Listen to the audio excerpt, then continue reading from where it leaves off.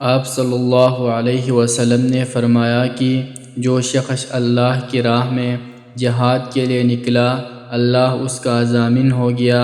اللہ تعالیٰ فرماتا ہے، اس کو میری ذات پر یقین اور میرے پیغمبروں کی تصدیق نے اس سرفروشی کے لیے گھر سے نکلا ہے۔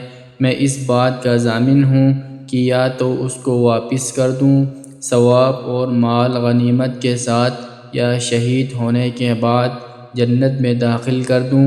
رسول اللہ صلی اللہ علیہ وسلم نے فرمایا، اور اگر میں اپنی امت پر اس کام کو دشوار نہ سمجھتا تو لشکر کا ساتھ نہ چھوڑتا، اور میری خواہش ہے کہ اللہ کی راہ میں مارا جاؤں، پھر زندہ کیا جاؤں، پھر مارا جاؤں، پھر زندہ کیا جاؤں اور پھر مارا جاؤں۔